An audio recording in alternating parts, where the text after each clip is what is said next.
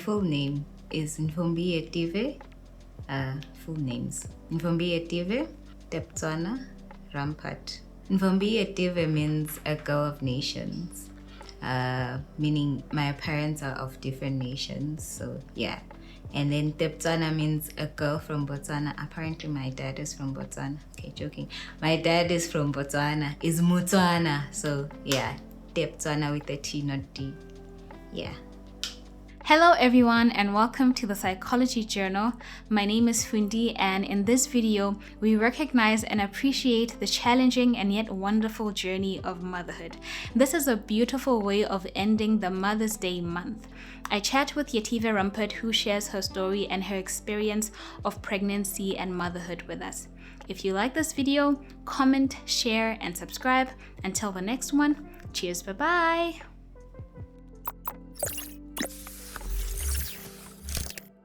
I'm married by one man whom I love and respect very much. I have one daughter. I was raised in Swaziland by a loving grandmother who has rested. I grew up I have a huge family because I was raised by my grandmother, with my aunts, with my uncles, with my mom. And yeah, I'm a teacher by profession. I'm a homemaker. We'll break that down some other time. And I'm a lover of people. Okay, yeah, that's me.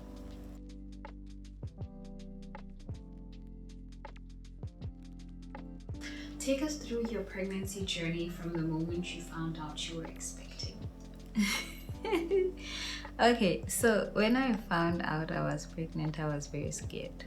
Like I said, when introducing myself, I come from Swaziland, and at that time I had already moved to Botswana.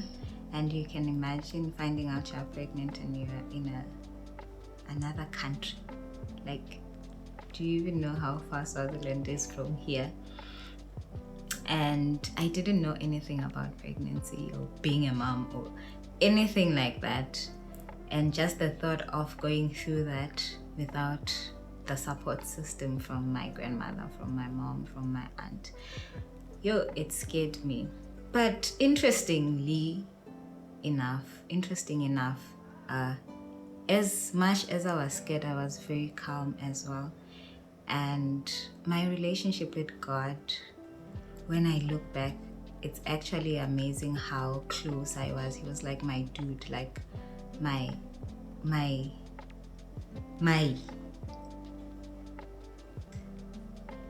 you get it, right? My young kindo, like my support system, my everything.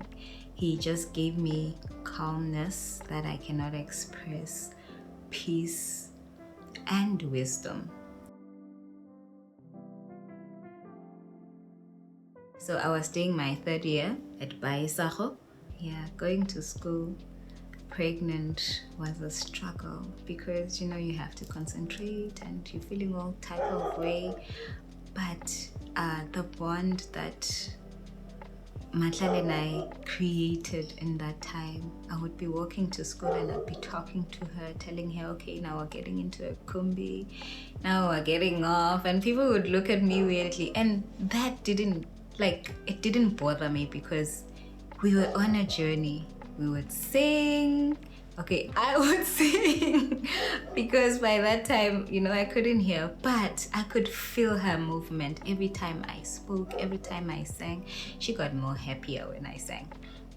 So just that, the calmness that I had, as much as the journey was scary, but it was very nice. I don't know if I would do it again. Guys, being pregnant is rough. I had morning sickness for 7 months. 7 months of my favorite food or fruit was mango, and every time I would eat it, especially the 6th and 7th, I would but after I would still eat another one. It was rough, you know. There are times where it was so bad that nothing would come out. I would even feel like, oh, the baby is gonna come out through my mouth. But nevertheless, it was a nice, interesting journey. Yeah.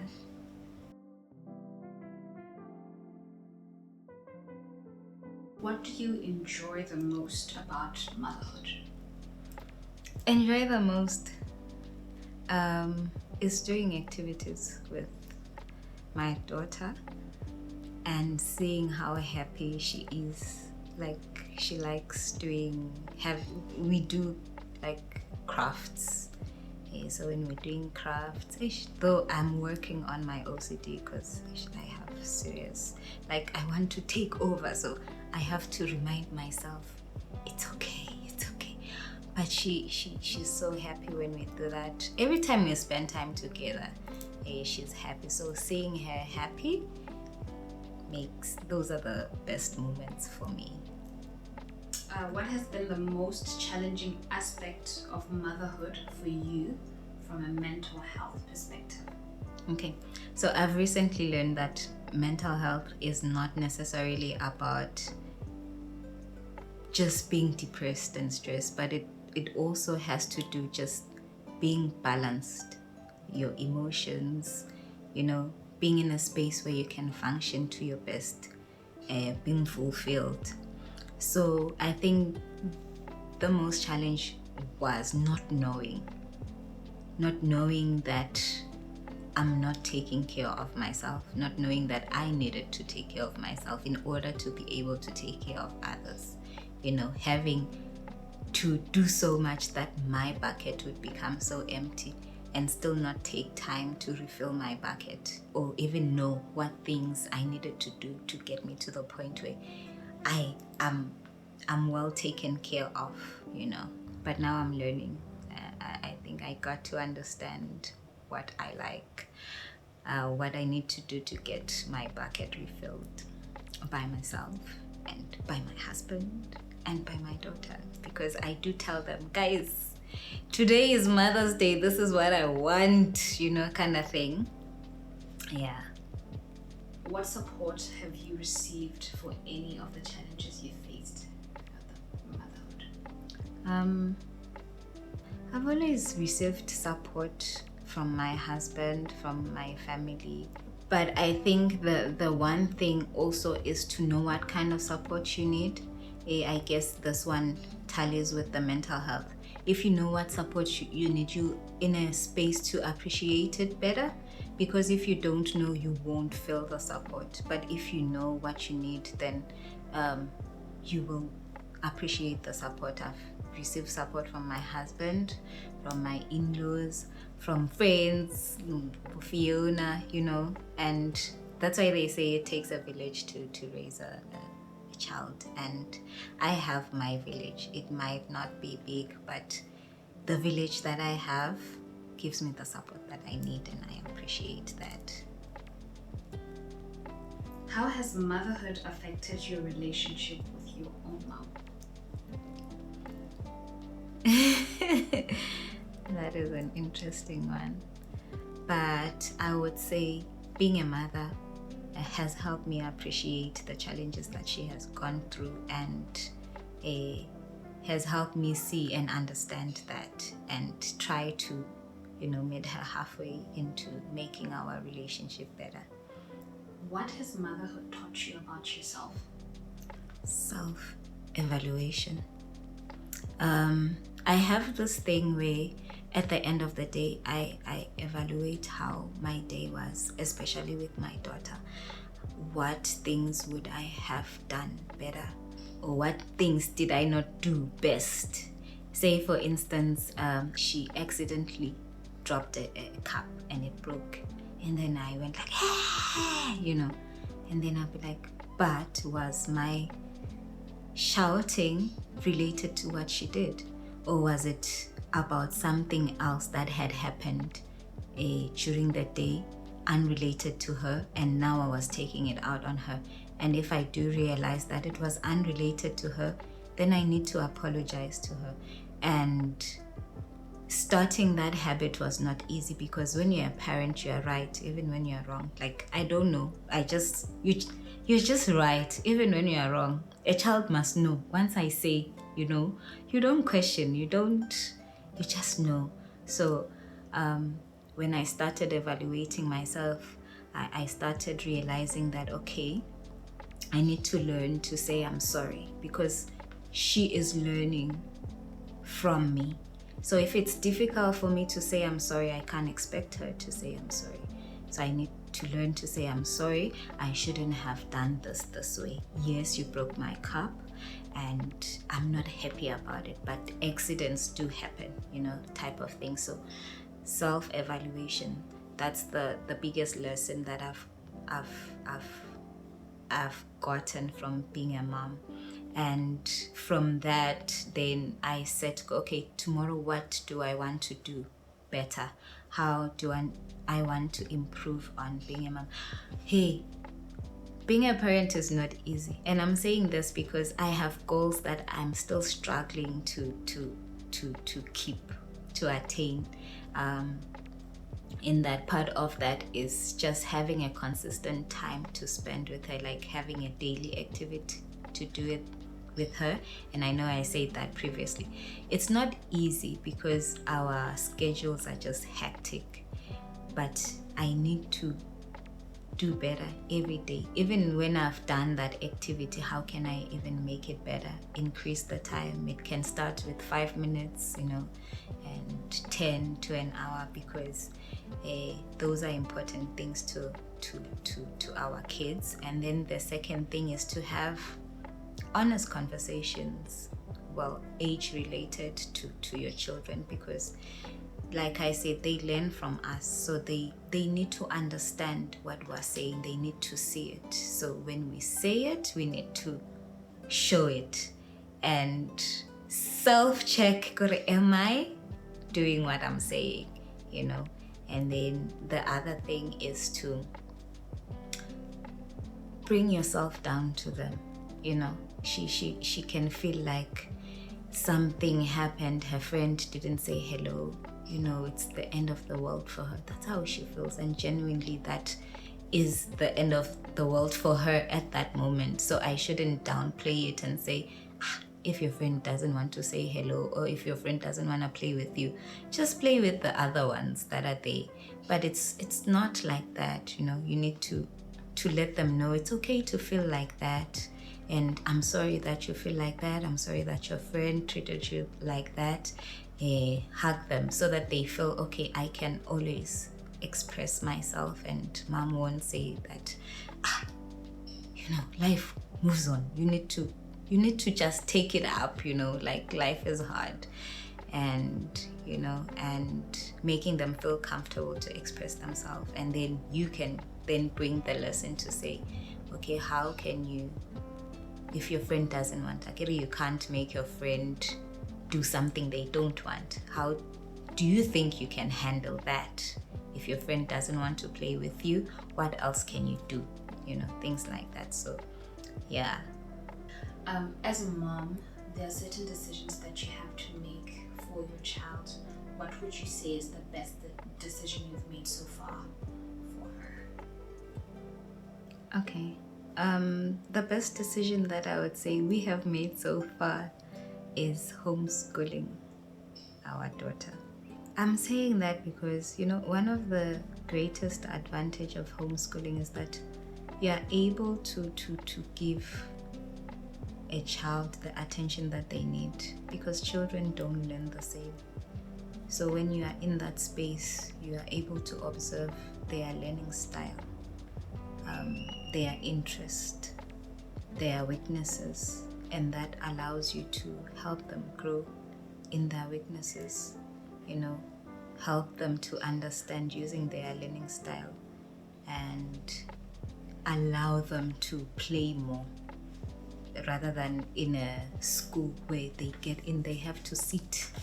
A child can sit and be done with her work in 5 minutes, but because there's a child who needs more time, so everyone is treated the same, even though everyone is really different. They learn differently in a class of 30 kids. And in my experience, that is why you end up growing and not knowing what you want to be, because you are not given that room to explore the things you like, to figure out what you're good at, what you're not good at, and things like that. Looking at the current world climate, as a Christian, how do you train your child to keep a level head? To be honest, I'm curious to find out what you have to say or what other parents have to say, because with this one I'm struggling, and I find myself questioning that almost every other day. But what I have been trying so far, obviously the first and most important thing is to pray, because protection is provided by God. We can only, I don't even know if we do anything towards that, but He's the one who really does provide protection. And then I do have honest conversations with her. For example, if we see someone dressed in a particular way, then we have discussions about that. Good, okay, what are your thoughts about that dress code, and why are you thinking like that? And then I share my thoughts, and then I observe how she interacts with that when we see that, in another space. Yeah, but prayer and being honest, I would say, being genuinely honest. Because obviously as a parent, you're gonna be like, hey, don't dress like that ever, don't touch alcohol, and be like, why? You're not giving me the reason why, And it's not easy to tell your child, good, okay, you don't dress like that because 1, 2, 3, don't drink alcohol because 1, 2, 3, because you find that as parents, we've been through that. And then they will ask, but you dressed like that. You drank alcohol, and why are you saying I shouldn't do it? And we should be ready for those questions and to give an honest answer, to say, yes, I've been through that, and that's the reason why I can tell you don't do it, because I have gone through that, and 1, 2, 3 happened. So consequences come with certain behaviors. Actually, consequences come with all behaviors, good or bad. What advice would you give to a new mother? To a new mom? Okay, I would say, obviously, motherhood, I don't think anyone is ever really ready or really know, especially when you're a first-time mom, you never really know what to do. So one of the important things I would say to be cautious for is taking time for yourself, to make sure you are okay, you are energized to give the baby what they need. Take time. When the baby is sleeping, sleep. I know there's a million things that needs to be done by the mom, but sleep, because you will need that energy to push other things, and also don't take, moments are precious, guys. Take every time you spend with your child, have goals that you want to achieve. Even if it means you're gonna play something, play that. Children enjoy that. They don't care about, honestly, they don't care about cartoons. We teach them that. We teach them that I need to sit in front of the screen, I need to hold the phone because we're so busy. But make sure even in that, take time to spend with them. For them, that's all they really need. Play a game, take a walk, just have activities to do with them, even when they're a baby.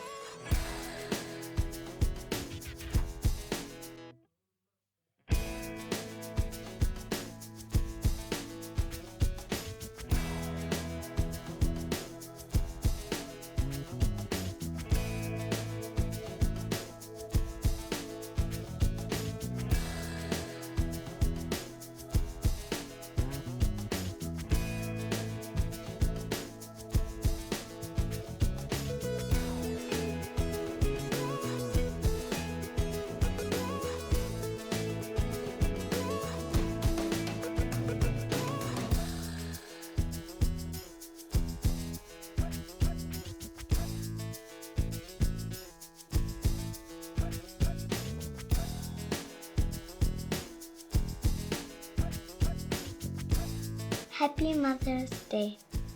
I love you. Thank you for being the best mom.